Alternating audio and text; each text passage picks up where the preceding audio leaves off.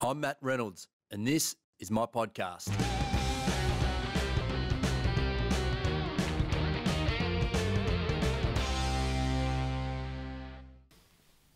Rohan, thanks for being here. No, thanks for having me, Matt. Can we start, mate, with what was life like, before this tragic event that you went through, which has led to, well, it was a life-changing event, right? So can we paint the picture on where you were prior to the change? Yeah, we can. So this accident happened back in 2011, so it's been nearly 8 years to the day from the accident happening. Before that, life was, quite different, let's just say. I was very heavily into my family, which I still am. Yep. But it was I grew up being a very sporty sort of kid and heavily into that stuff. Captain coached a lot of teams around Geelong. I'm from Geelong. Okay. And that was really a big passion of mine. Yep. But yeah, moving forward from that, met my wife when I was 21. And I knew she was the right one for me, which was fantastic. Yep. Didn't have to go through trawling through too much to find the right one. And then not long after that, we got married and had some kids. Okay. Yep. So pretty standard, normal, Yep. nothing kind of really unusual there No. until you, well, let's jump into it. You went to work one morning. Do you have good recollection of the day before, after? How did it start that morning? Yeah, I pretty much remember everything that happened on that day and in the lead up. So I'm a fitter and turner by trade. Yep. And where I was working at the time was a glass bottle factory. And it's an extremely hot environment, 1800 degree furnace to melt the glass down. And when the bottles come out on the line, they're 600 degrees. So there's a lot of safety issues on the periphery for that kind of environment. But what I generally talk about, and I'll get into it in a moment, is about the culture at Yep. workplaces that inherently cause accidents. Yep.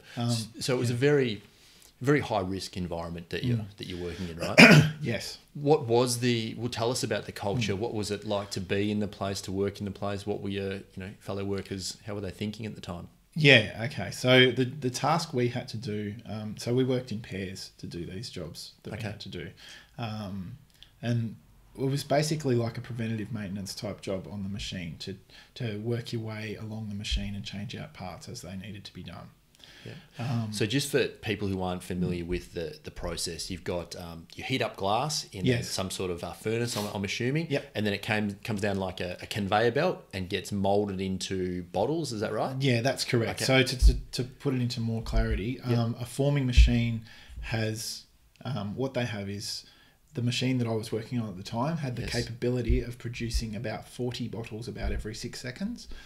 Okay. Which is pretty lightning fast. Highly automated, highly production. Yeah. And they have these molds that when the air is blown into them, they blow it to that tolerance and that size.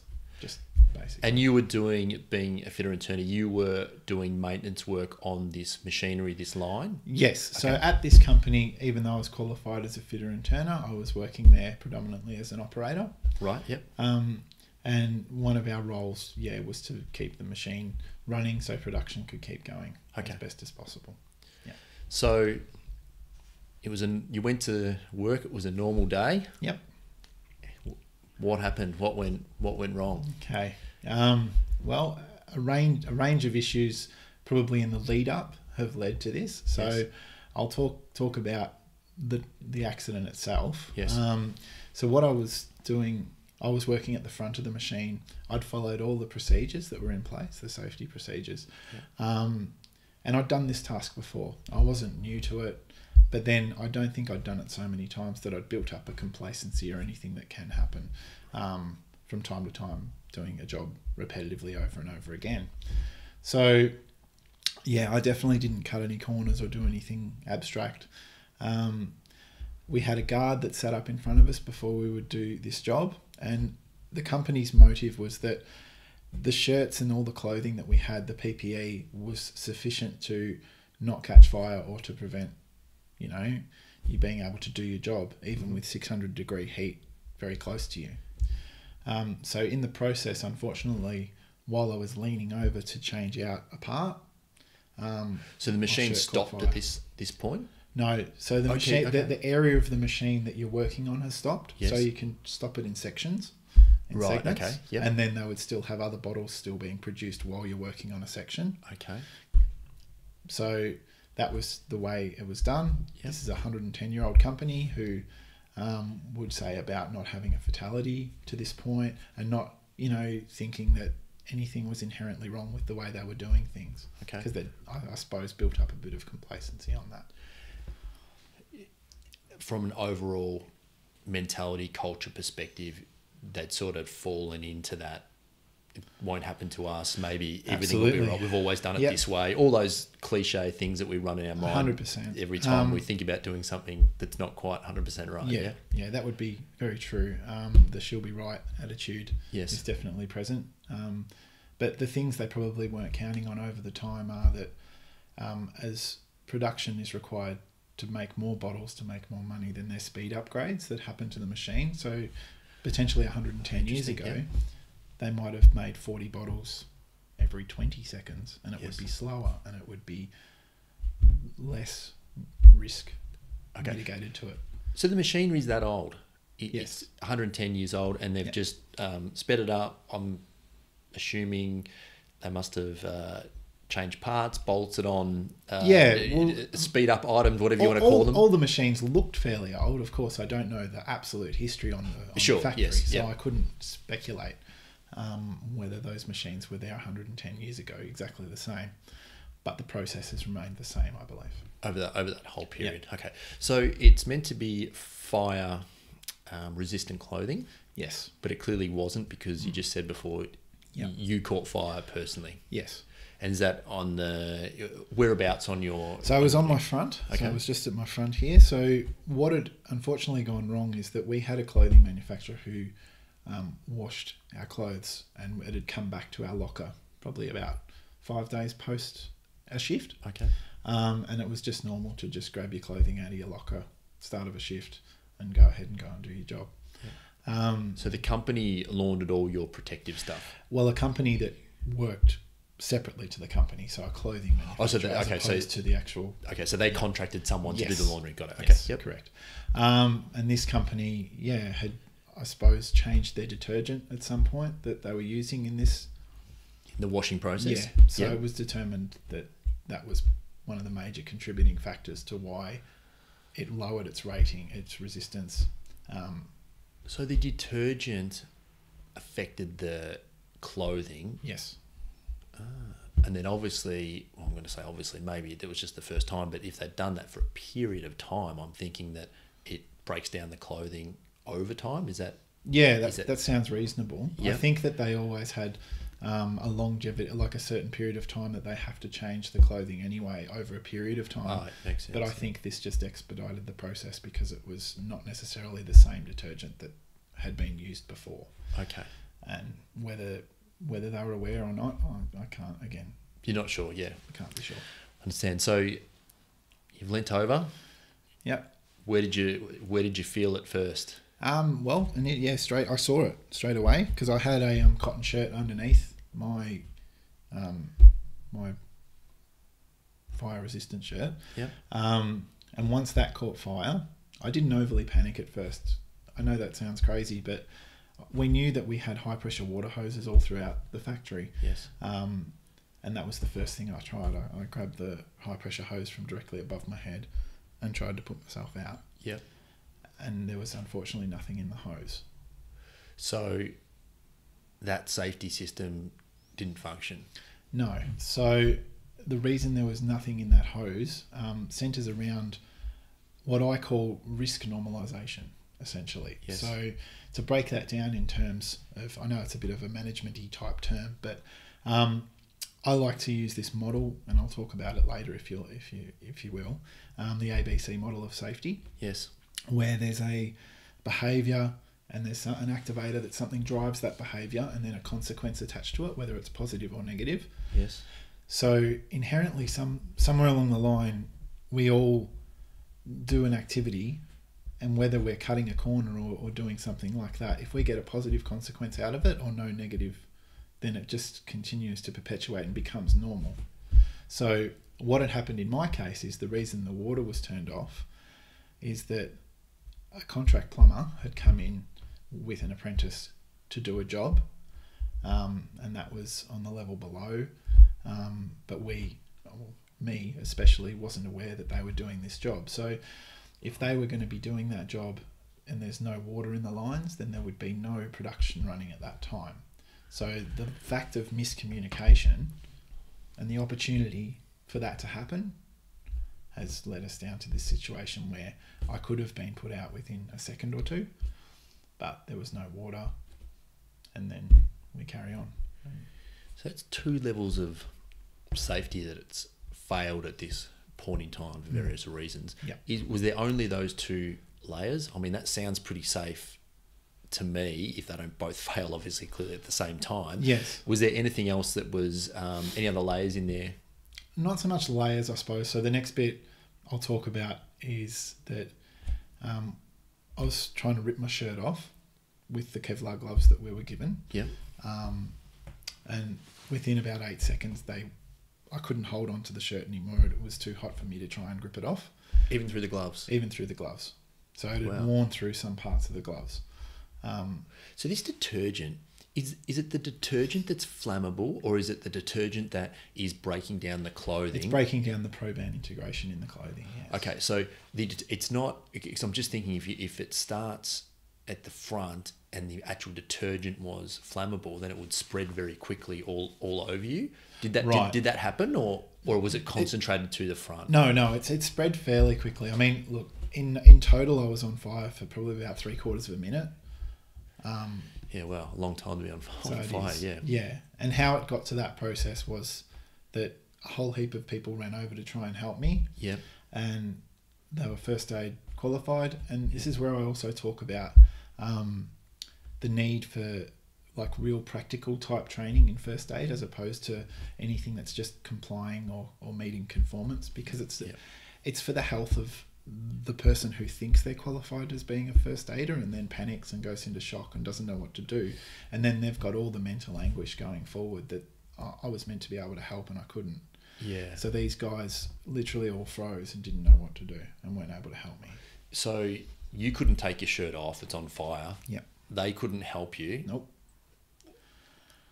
I tried rolling around, stop, drop and roll. That's what we're taught as, kids. We all know that. Yeah, we do. Growing up in the 80s and 90s, and that didn't do anything. It just sort of fanned all the flames a bit, made a bit more oxygen, I suppose, come into my area. Oh, goodness.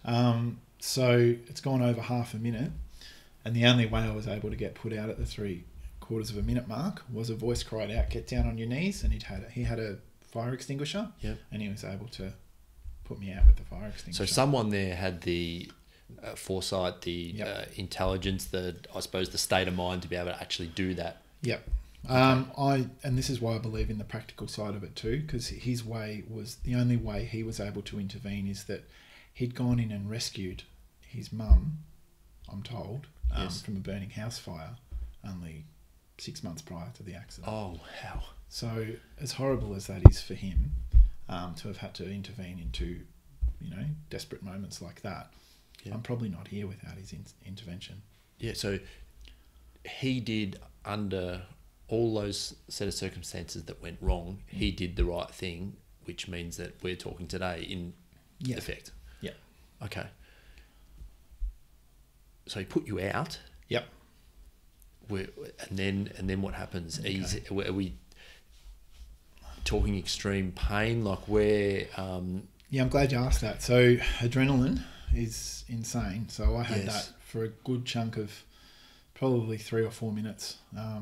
So I didn't feel any pain during it when I was on fire. I just felt warm and hot, as you can imagine, but no real pain at that point.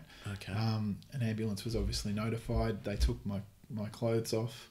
My shirt, I had a shirt, was just a mess, just in pieces. Yep. And they sat me down under an emergency shower. Yes. Waiting for the ambulance to come. Did that work? Was it on? Yeah, Okay. the emergency. It was a totally separate system. Okay. Yeah. So that was happening. I was just sitting under there, and also by that time, I'd literally gone about 40 meters down inside the building, just running around and just, Yes. during the time I was on fire. So waiting for the ambulance, it didn't really hit me until a couple of minutes before the ambulance came, when I looked down at my body and I noticed it was swelling up like a balloon. I was getting really, really big all over, especially my arms. And that's like a immunoresponse of your body to try and hang on to all the fluid that it's going to lose in the process. Because of the heat, yeah. Yeah. So all that skin's gone from my body. And you think about that whenever you get like an oil burn or something, if you're cooking and it just leaves that bubble. I get the blister. The blister. Yeah, yeah. It's sort of like that. So that's the state I was in, starting to feel a bit of pain, and started to really freak out and worry that I wasn't going to make it through this day. Mm-hmm. And I just went straight to thinking about my wife and my kids, and thinking, I'm never going to get to see them grow up. I'm never going to get to even say goodbye to them. Yep. And that's just one of the most horrible feelings. I hope all your listeners can imagine, but I never want. That's why I do the safety speaking, which we'll get to, is really just to prevent that happening to someone else. Oh, you thought that at that point, I'm trying to ask this as respectfully as possible, but at that point, you thought, this is it for me. Yeah, 100%. Is that when the adrenaline was starting to subside? I guess. Mm-hmm. You're blowing up in terms of this blistering in all over the front of your body. Yes. Geez, I'm just imagining that just for a second. Like is that when the pain kicked? Is Yeah. that when the pain came in as well? I think the pain started to come once I recognised the trouble I felt like I was in. It started to really, the adrenaline, I suppose, started to leave me. Yes. And I realised the panic and all that side of things. So the ambulance arrived at that time. They got me up onto the back of the ambulance and started driving me out of there. I got a mica paramedic also turn up at the same time and banged on the window to just make sure whether I had an intubating tube in me or not. Yeah. And what is that for? Oh, so that's like a breathing tube. So you have to have that stuff. Oh, the one. Yep. Yeah, the big tube that goes in there because you can't breathe for yourself. Because my throat was getting quite swollen as well in the whole process, and it was probably going to cut. I had no idea. Yep. It was probably going to cut all off my breathing. Yep. So that hadn't happened yet from the first paramedic. Right. So the mica paramedic took over and basically put a needle in the back of my hand. Yes. And said that you're going to go to sleep for a while. Okay. Now, I didn't think I was even going to wake up from that, because there was just that fear of just that, that's it, I'm being put to sleep. Yeah, I could not imagine what you would have been thinking at that time. So that was to sedate you, put you in a state where they could better deal with your coma. Okay. Yeah. So you went straight. So you were in a coma before you left the plan. When I got out the front gate. Yeah. Okay. What happened after that? You don't obviously remember. This might be a very silly question, but you don't obviously remember anything after that point until you came out of the coma, right? Pretty much. So I was in the coma for 4 days. Yes. So they took me straight over to the Alfred Hospital. Yep. It took a little bit longer than the average trip because with that issue of getting the intubating tube in, I was losing oxygen to my brain. So I had to intervene a few times and pull over. Mm-hmm. But they got me there. But I suppose something I'd really like to talk about is it's not just about you. It's always about the loved ones. And for me, the thing I try and focus on with people is about is your partner ready to get that phone call? And you can never be ready. Yeah. But that's basically what happened in the next part, is that they have to find out that information and then deal with that. Well, it's the call that none of us ever want, right? So I'm assuming that the hospital or someone from there had to inform your someone from the workplace. So they tried. Now, my wife had left her phone, unfortunately, in the kitchen on silent, getting the kids down for a nap. So our kids were only 2 and 5 months. So was quite a bit for her to deal with at wow. that moment. Yeah, absolutely. So when she got out there and checked her phone, there was a lot of missed calls on the phone, and she tried ringing it back. No one answered, and then she tried my mobile, and that's when that conversation happened with one of the managers who'd been assigned with my phone. Oh, so he'd taken your phone. Yeah. Okay, got So it. that's how she found out initially. They also had another work colleague of mine come round to our house who wasn't working on the same shift as me, to tell her face to face because they weren't able to get her on the phone. Yeah. And then also the police had been notified, so they came around to our house as well. So she basically got bombarded with all that information in one hit. Yeah. Yeah. And of course she went into shock and did what she needed to do, but it's afterwards, you know, that it really, once all that really hits, it becomes really hard. It's like adrenaline, and I've seen it a couple of times where you can, in the moment, in maybe the day or two following it, you exactly what you said, you do what you got to do, right? And then it's the ramifications afterwards as they start to set in that really can have a big impact, you know, on all of those around you. So 4 days in a coma, you obviously were brought out of that, or was it induced the whole time? I had to have some life-saving surgery that night to get me through. Oh, of course, yeah. Okay. Yep. So all the tissue was going necrotic and died. So when she was able to come in and see me, I mean, in her mind, I suppose she was potentially saying goodbye too. Yep. But luckily enough for us all, I got through that operation, and she came in with her sister to see me the next day. Yep. But I was kind of in a pretty mummified state. I was pretty bandaged up, pretty much everywhere except for like my eye holes, a little bit for my nose and mouth, and my knuckles on my hands. There's actually a picture of that, part of that picture on your website, there is which on my website, I saw. So from there, what percentage was it? 35%. 35% third degree. Yeah. Okay. So what is the likelihood at that point of a good recovery? Well, with that first surgery that I had, the statistics indicate that for the level that I had, 1 in 8 don't make it through that first surgery that I had. Well, okay. Right? Yeah. Ongoing, these operations, you know, are terribly, you know, risky operations, you know. Yes. And they're long too, you know, to do what they need to do. And I had 8 major ones over the coming months.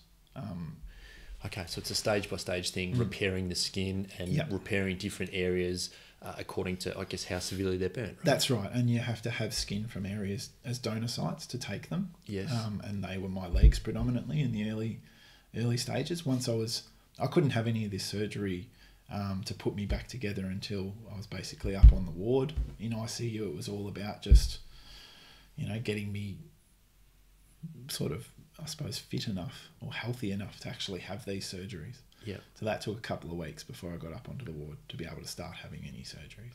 And at that point, did you consider yourself lucky? What was your, I mean, because you come out of a coma, right? And I mean, clearly you know for yourself that something's wrong, and you've got memory prior to that. So you know that you're waiting for, I guess you're waiting to understand how bad the situation is, right? Yeah. So how was your state of mind at that point?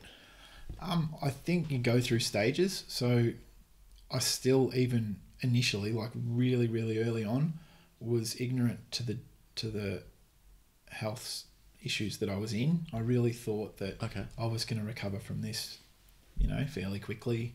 Yeah. That was in the very, very early stages, and then it hits you after a while that you realise, no, this is my new normal, and I've got a huge fight on my hands to get through this. So what did you? What happens from there? I mean, you've started to understand the injuries that you've got. Obviously, you've realised that there's a lot more work than you thought was going to be involved. So, can you talk a little bit about that time? Like, was it a get on and get better sort of time? Was that really hard to deal with? Like during that period, how do you describe what what you were going with? The best way to describe it wasn't so much about the physical, because I couldn't control that. I was just stuck in a rigid position for pretty much the whole time I was in hospital, until I was ready to do a bit of rehab before I could leave.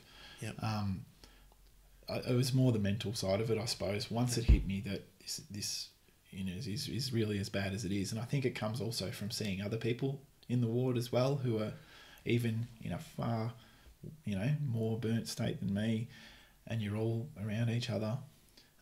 One of the things I'll highlight too is what they call a debridement tank. So this is like, debriding is where you get rid of all the burns and necrotic areas before surgeries, in between surgeries, that they can take off. Right. The way I'll describe that is basically it's like a Dettol bath, right? Yep. And everyone who's a burns survivor, at least to the level of me, is going to be in one of those every day. Yes. To try and get rid of any tissue that's gone and can't be salvaged. And it's excruciating, the sting that you get being in one of those for that length of time. And you're on a morphine allocation that really doesn't do much, to be frank.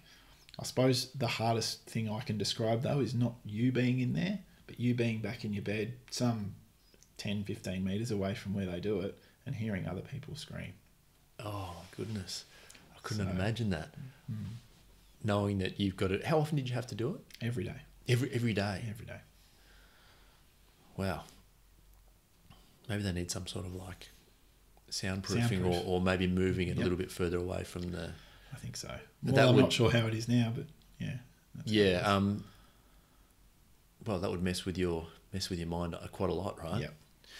So, well, we know that you eventually got to the point where you turn this into a real positive for your life, right? So, how, like, between having those baths and then really turning it around, can you talk a little bit about that period of your life, because it was quite ongoing, you said? For sure, yeah. So, this safety speaking that I do now, it was vaguely when I was in hospital. It was a consideration because they had a group of kids that came in.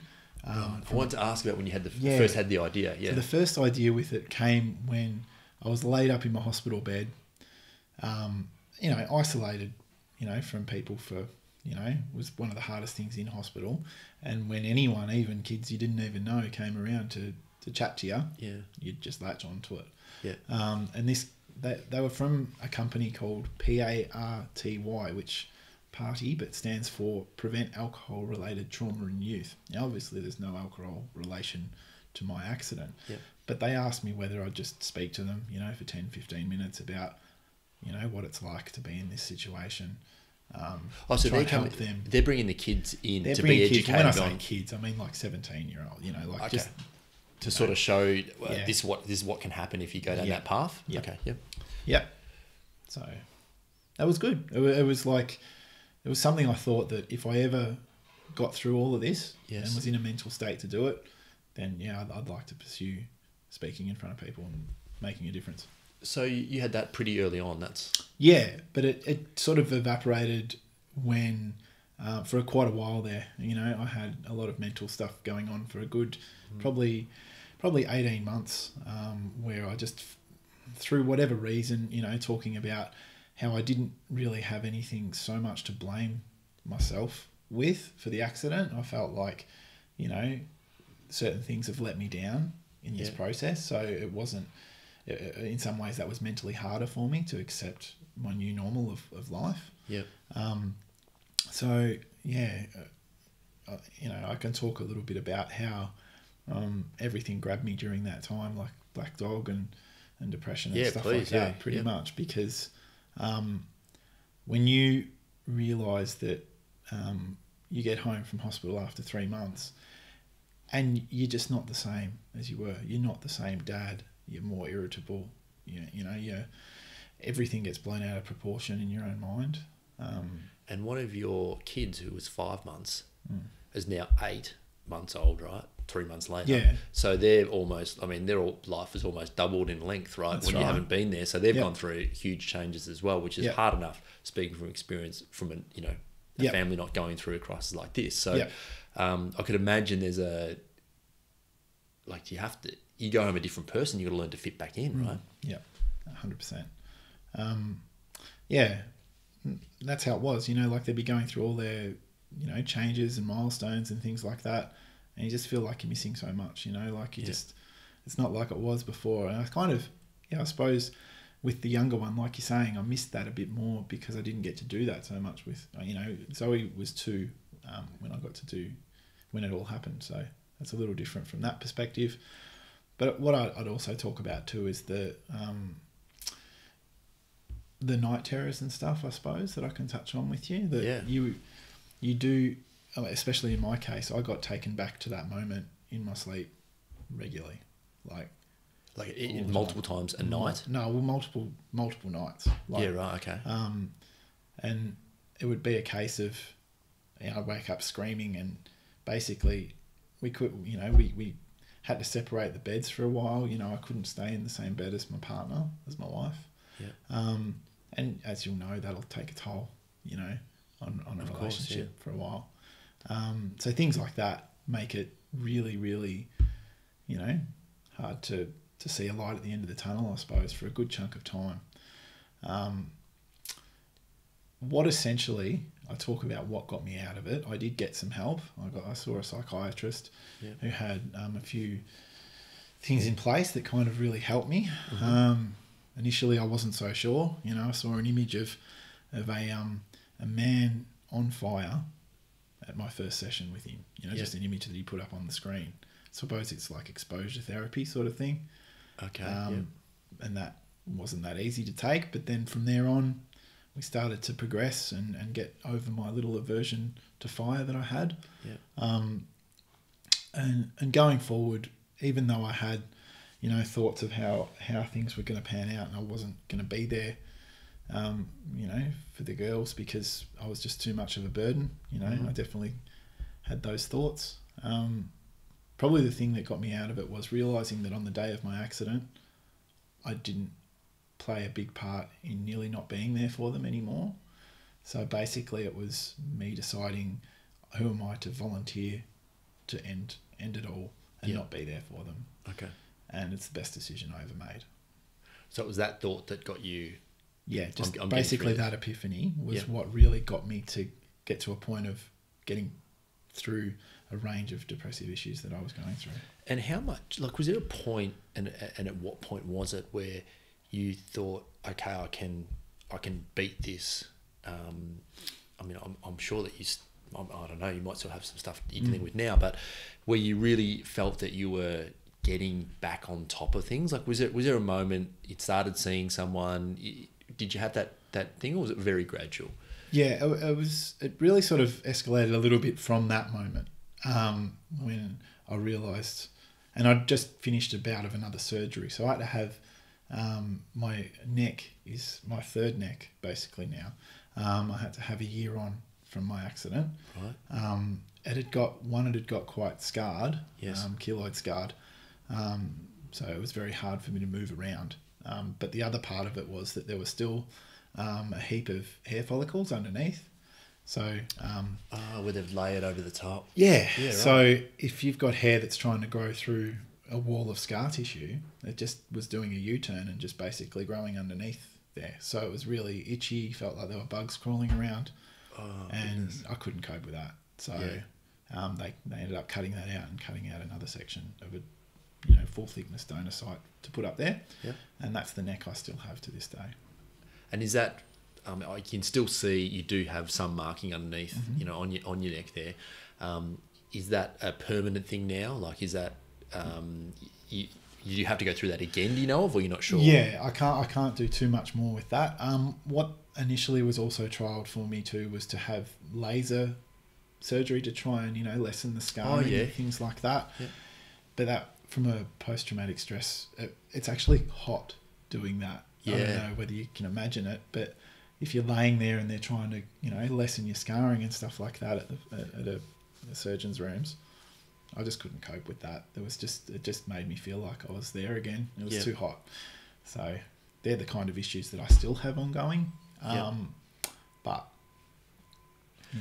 Did you go back to your workplace at any point?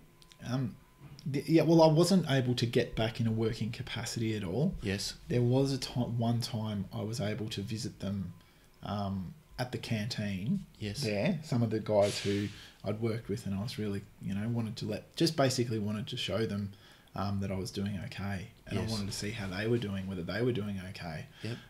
And the canteen is it's a big site, so it's a long way away from where the accident happened or where any of the heat is, because that's something, as I said, I just cannot handle being too close to that kind of heat again. It's a bridge too far for me. Yeah. Okay. So you've never gone back to the role that you're in, No. or to that actual where it happened either. No. Okay. So, boy, when did the business get off the ground then? Because you had the idea, you dealt with a few stuff. You've obviously felt like you were getting on top of things. Yep. When did it start? How did it start? Great. So the idea for my company is called Phoenix Workplace Safety. Yep. And the way that all started, I was wrapped when the name Phoenix was still available, being that when I got through that first bout of being able to look at... So what I was able to do, I was able to look at that image again of a person on fire after about 12 months being with this psychiatrist. And, basically I said, does that make me like a phoenix? Because I've risen and I'm now doing that. And then that's where it all sort of started, the name. Okay. But I still hadn't put anything in place as far as putting a PowerPoint presentation, anything. It was really just an idea at this point. And sort of ebbed and flowed. I think I'm a very, I suppose, critical person inside of what looks good and what doesn't, what would work. Yep. So I took a while to think I was happy enough to have that as a presentation to at least try and start this business. So that took some time. Yep.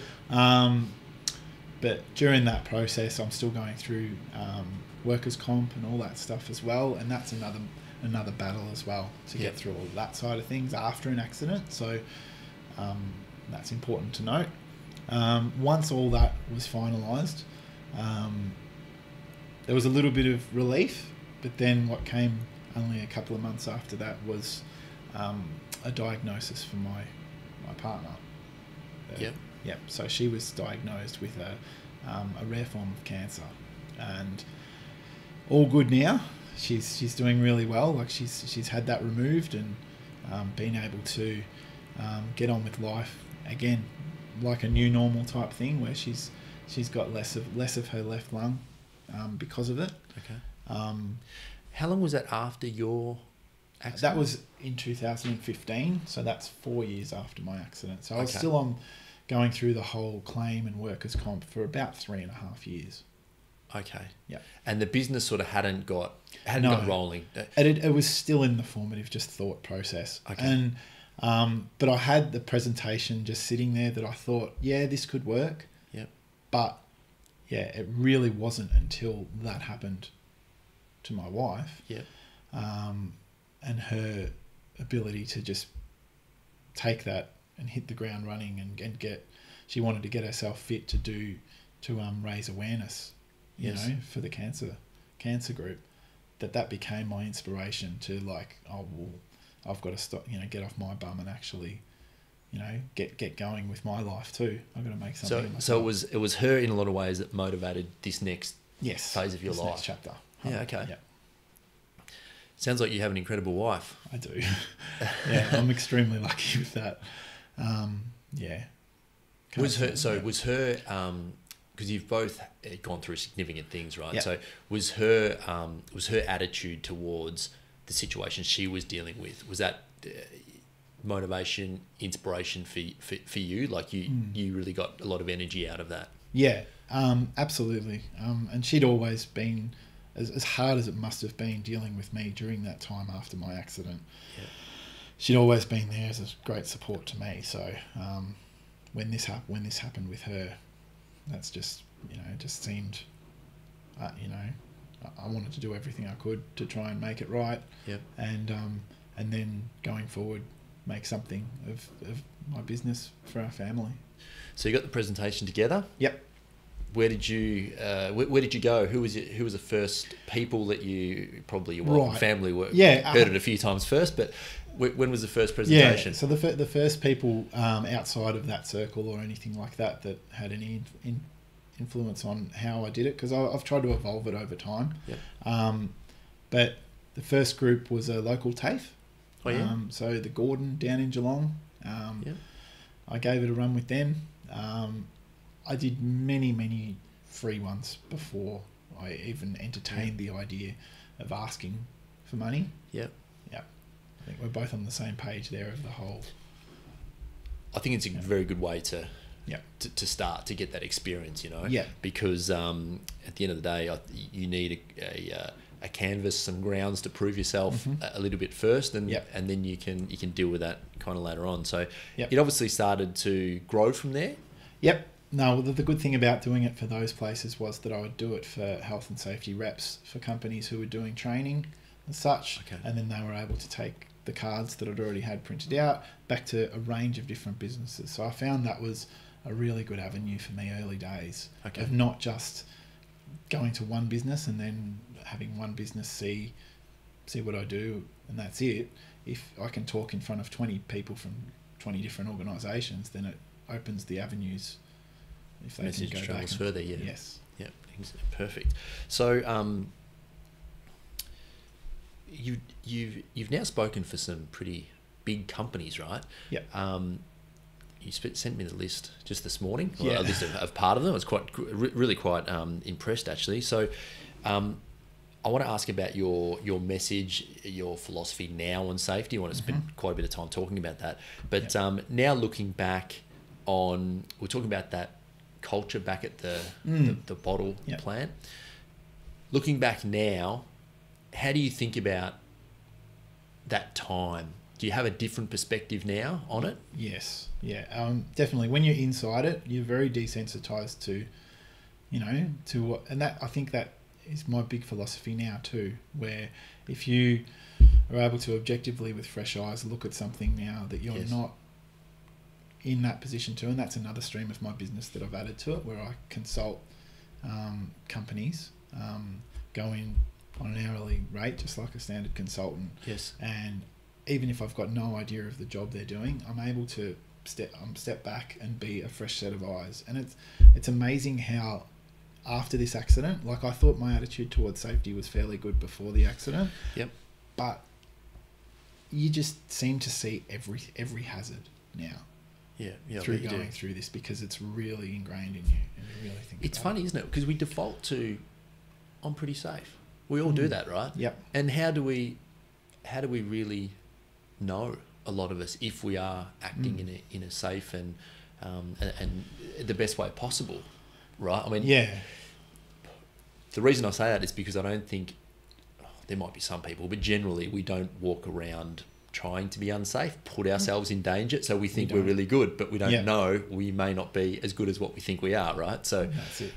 So you've got a better perspective on seeing those yes, things now. Yeah, but also with other people, I try and talk about that risk normalization kind of thing to really, and I suppose the big thing that I go with to try and help people be safer when I'm talking to them is you need to find a personal trigger for yourself as what you're being safe for. Yeah. And when I had Theo Ventor on the podcast a little while ago now, he went through not a similar but a horrific accident, which he electrocution, which he survived, and now does some stuff in the same sort of space as what you do. And he spoke about, until you understand and have a reason for going home at night, you won't act in the safest way possible on the job.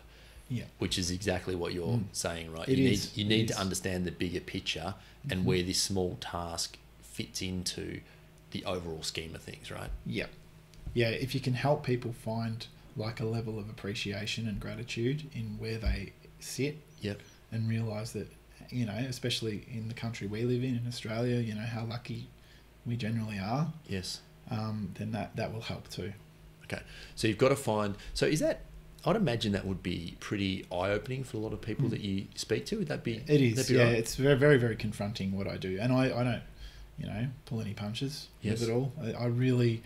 I want them to see, balls and all, so they actually don't. It's life changing, and that's always the best response for me that I get from people who come afterwards. Quite emotional and come and see me afterwards, one-on-one, just to talk, post-talk, and will, literally just, say that's life-changing. They're the ones that really matter to me. The ones who just say, that was a good presentation or whatever else, that's great, and I appreciate that. Yeah. But I'm out there to try and change their attitudes and change their lives, and that means the most to me when I hear that. So is that that's your goal to really change people's attitudes? Yeah. So where are we going? Is it complacency? Is that the underlying where we're going wrong? If you've been in that role for that period of time, generally, yeah. Okay. So I try and make my sessions, I always start by, whose safety is responsibility?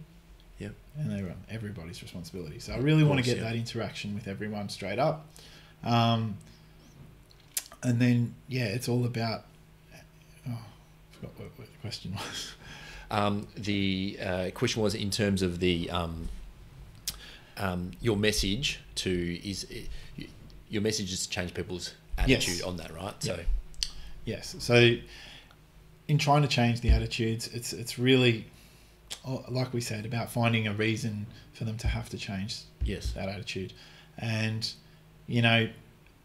sometimes people, like there was an example a guy used today in the audience today when we were having a chat about it, where he was saying that, there's a guy he works with who won't move something even though he's asked to move it, because he'll say, oh, well, I know it's there and I'm only working with myself, so what's the big deal? Yes. When it's really that easy to move something and prevent it being a hazard. Yep. It's that kind of, it's not just she'll be right, but I suppose it's like only that narrow sort of, if I know I'm okay, then everything's okay. It's really that thinking from an empathetic point of view, I think, of putting yourself in other people's shoes. And that's so much what I try and do in my talk. I try and say, now put yourself in the shoes of my partner. Yeah. Now, and for anyone else, like just put yourself in the shoes of my workmate. Because I think that's the way I can change people too, is get them to come from a place of care. Yeah. Absolutely. It makes the actual event is probably in some ways the easy part, right? It's everything that, the ripple effect of everything that comes after that. So do you still get resistance to safety at any point? Yeah, I'd say so. I don't so much these days. I think in the early days, when I don't think my presentation was as polished and really, I think that the message wasn't as clear to people. I don't think they were getting it. But, getting feedback regularly from people and evolving it, it really counts, Yeah. And, I haven't had that for quite a while. I'll get big, strong, burly, bikey guys, really emotional afterwards, because they'll realise that, what have I been doing all this time, and I try and implore to them that, it's not too late. Yeah. You can, because some of them will be those sort of guys who know that it's mandatory to wear hearing protection, but just it's not macho or it's not whatever, Yeah. And then potentially later on in life, they can't hear their grandkids telling them a story on their knee and things like that. And, regret is not nice, to live like that. But then I suppose when you're in the moment, it's sometimes hard to see the long-term strategy from that, like it's all right for me now. I can still hear, I can still do this. Yeah, and dealing with the pressures of co-workers and bosses and your own mentality and everything, right? Like, I mean, there's a lot of, I'll put my hand up and say that there's probably things that I've done in the past on the job that could have been done a much better way, Yeah. I think that's kind of, in a lot of ways, always the case for all of us because we're always learning and evolving in terms of equipment, methods, attitudes, and all that sort of thing. But so it's definitely is a work in progress. But For sure. So where are we most commonly going wrong in terms of safety? Does it come back to the attitude again? I mean, is that the overarching principle that everything can be derived from? Oh, and also I think it's the constant need for battle. I don't know why we battle so much with the management group and the workers in a lot of instances I've been in. I've done my talk sometimes, and then even though I'm still in the room, and if they're both in the room, then they'll have a bit of a debate about, oh, well, we brought this safety issue up then, why is this not, all this sort of thing. Yeah. But at the end of the day, I try and explain to them that we're all on the same team. Yep. No one wants anyone to get hurt. And, I can assure you that manager does not want to have to make a phone call on your behalf to your partner. Yes. So whatever they can be doing, they'll be trying to do, and I suppose not mediating it too much to a point, but I think that the key thing is to just control what we can control ourselves. And, at one workplace, I will tell you, this is a really good one. And I won't mention names, but this workplace, when you go in the front door of this workplace, yes, there's a massive board of photos. Now, this is probably, I don't know how many employees work here, probably about 300 or 400. And there's a board of all in their groups and their teams of photos of them with their families. Oh, yeah. That you all see when you come in. It's the only way in, and you see that every time when you come in. And I love that because, yes, you want to make people accountable for their decisions, but if you can just sort of connect it and think, if someone's out there, like in my situation where the plumber made the choice, if they knew that, the people upstairs, if they're going to be affected by this, I know such and such has, a young family, I know this person, whatever, then it might make them second guess their decision and actually think a bit more about the choices they make as well. Yeah, absolutely. So if they can't make the right choice for themselves, then it's really, I suppose, trying to encourage them to make the right choices for other people who they will affect. Yeah. It can't come from one source or kind of like person, can it? It's got to be that, it's got to be that community outlook to get the best result in terms of being safe and acting safe, and I guess generally doing the right thing. Yeah, definitely. What do you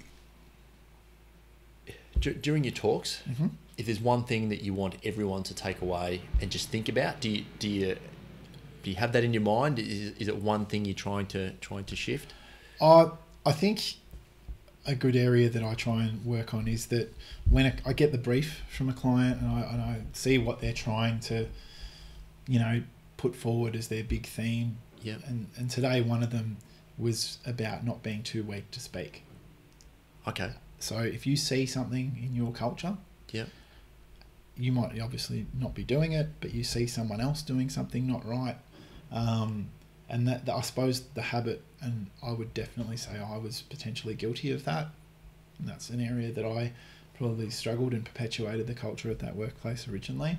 Is that if I saw things not getting done 100% as they probably should have been, for the sake of, I suppose I'd rationale it by saying I've got a young family, I don't want to get involved and all this sort of thing, but I think looking back on it, I'd totally try and say something about it or do something about it, so that's what I try and encourage people to do, that if you're not talking about it and trying to help the situation and prevent an accident from occurring either to that person or to someone else like me, then you're part of that culture. And so it's kind of like, as we're talking, I'm learning more about it. It does extend a long way, doesn't it? Because that's not, I suppose, the ability to speak up, that's in the situation of safety, but it's not, it's a safety related issue, but it's not a safety issue, is it? So no. Learning to do those things is, I guess, allows the workplace to become safer. So that's interesting. Yeah. But it's also potentially not a, not an Australian thing either. You know, like I know we all grew up, you know, like don't be a dobber or don't be all that of course, sort of mentality. Protect your as well. mates, all the rest of it. Yeah. You know, and I really want to try and encourage people to not look at it like that. You're actually protecting a person like that because you might be saving them from getting hurt because you know it's not right. Yeah. And of course, have that conversation with them first. Yeah. Don't just go behind their back and just tell someone. But that would be my advice, to just say, look, I don't think this is right the way you're doing it. And if they, you know, aren't interested in taking that on board, then just try and, you know, help the situation from a safety point of view. And generally now, are you seeing in workplaces anything that's really, really bad in terms of safety stuff, or is it more tweaking now? Like, is it in terms of major things, or not really? No. And the companies that engage me, I would say more often than not, have a pretty good attitude towards safety. Yes. Because they're open to the possibility of paying a fee to get a safety speaker in. Yes. You know, it's I suppose potentially the ones who don't, you know, even entertain the consideration or the thought of getting someone with a lived experience in are probably more the ones I worry about, and I'm more concerned going forward. Yeah. Okay. Do you look back now on the journey your journey up until this point, and particularly going through the fire and your recovery? Yeah. Are you proud of the way that you've done that now and what you've turned it into? I am. Yeah. Yeah. I mean, I'm looking forward to seeing the growth. I'm looking forward to see where it is in 5 years. Yes. 10 years. Because, I mean, I've got a passion that I'm never going to stop doing this. I mean, I suppose it's one of those things when you find your purpose and you feel like it's not a job, because it's not me doing this, then it makes it a lot easier to do what you do. So, yeah, I'm looking forward to seeing where it goes.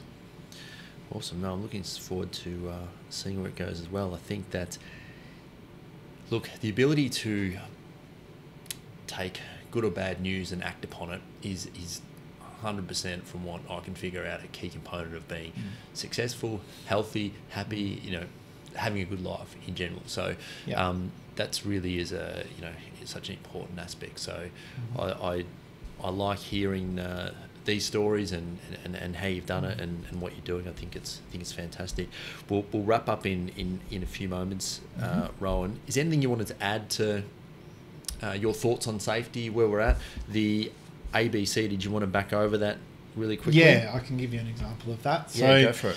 Okay, so with the ABC model of safety, the way you can work that out is that, let's start with the B of the ABC, which is the behaviour we all have. And this doesn't just relate to safety. If you think about anything, any choices you make out there, that'll be the behaviour. There'll be an A, which is an activator, or something that drives the behaviour. Yes. For whatever reason that'll be, it could be resources, pressure, whatever is driving you to do that behaviour, that'll be there. And the C stands for consequence, so that'll either be a positive or a negative consequence out of it. Yep. That's how the model starts. A simple thing that I generally talk about in my sessions is not even, say, work related, it's lifestyle related now. Yes. Where texting and driving, I think, is just one of those things that I wish was never there and wish was never around. But the statistics indicate that there's 25% of people that admit to doing it. And there's probably more than that, again, percentage-wise, that don't admit to it on a survey. So what I'm getting at is that for whatever reason their behaviour is to do that, whether in this day and age young people have the social media bug and just never think that, you know, opportunity to post or opportunity to take a photo here, you know, to just do it without concentrating on the task at hand. Another angle I use is, like, if we've got to get home for our partner who might be getting dinner on the table, and we finish work at 4:30 in the afternoon or 5, and for whatever reason we've had to stay back, do a bit of overtime, do a bit of paperwork, we haven't let them know. I suppose the key behaviour I'm trying to get people in that situation to do is to just stop, write the message before they panicked or get out there. Yeah. Then once the message is done, you've said, I'm sorry, I'm going to be half an hour late or whatever it's going to be. Yeah. Then deal with that when that happens, when you get home. Because the difference between if you race out to the car and start driving and still doing, texting while you're driving or doing that, whatever, you might not get any negative consequences from that then. You might get, if you don't get someone beep you at the lights to say, hey, what are you doing? Or a policeman pull you over and give you a fine. Or you're in a crash, God forbid, and kill someone. Yeah. Those sort of things may not happen. And what it does, it's cutting that corner and building that positive consequence that, hey, it worked all right then. Partner's happy. I got home. All good. Reinforces bad behaviour. Yeah. Yes. Yeah. That's really what it's all about. So that's what I talk about from that angle. Awesome. A question that I do ask everyone, Rohan, if you could have one law changed or implemented, what would that be? I think if I can relate it to safety, I think the law as it stands, I think that, and there's something, your listeners or yourself maybe can look up afterwards called the Dupont Bradley curve. So it was interesting. I actually learned a bit about it today, and the reason I want to bring it up is because you have levels of safety, and the first half of it talks about compliance, and the second half talks about commitment, right, to safety. Yes. So I think that currently everything is geared so much towards compliance and just being compliant. Tick the boxes. Yep. But then there's no real, apart from the incentive of, you might be more likely to not injure someone at work, yep, to follow through with the commitment part, yep, which goes above and beyond compliance. So if there was some law that could be put in place that would encourage businesses to go above compliance as opposed to just meeting compliance, I think that would really help the situation. Is cost come into it still? I think going back a few years, it was a real issue. My feeling is, with what I'm seeing, is it's becoming, it's obviously safety does come at a number of costs, but monetary costs. There is a cost to doing things in a way that is the safest. Yep. Do you get any resistance to that cost factor now still, or are we sort of past that? I think we are a little past it. I think generally what I try and encourage people to realise that the safest way of doing something is invariably going to be the cheapest way, because... Oh, that's a very good way of looking at it, yeah. Because if you cut a corner or do something, the likelihood that eventually it's going to end in a workers' claim like me or some other means that in the long run it's going to cost you more. And it might be cheaper today, tomorrow, and next week, but eventually it's going to get you. Yeah, absolutely. No, it's an extremely intelligent way of looking at it, and one that I can only imagine would resonate with a lot of people that you're speaking with as well. So, is there anything you wanted to add, Rohan, before we? No, it's been a real privilege to come in and do this today with you, Matt. Really appreciate the opportunity, and yeah, I mean, if those who didn't pick it up before, Phoenix Workplace Safety is my business. Yeah, .com.au is your website. So www.phoenixworkplacesafety.com.au. Anyone interested in enlisting in my services, there's an inquiry form on that website that you can fill out, and we can take it from there. And socially, is it LinkedIn the best one to? That would be the best one for me on LinkedIn. Okay. Yes, I'm most active on that one. I'll make notes of the website and all the social stuff that you do in the show notes and stuff anyway. So great. Rohan, mate, I want to thank you for being here, for what you do, for overcoming the challenges that you have in such a positive way. Mm-hmm. I don't think it really, safety aside, it's certainly the ability, as I said before, to turn those negative situations into a positive is just such a key component of living a good life, and it's a real inspiration to see what you've done, where you're going, what you're doing. I wish you all the best, mate. It's been great to chat. Appreciate that. Thanks, Matt. Cheers, mate. Thank you.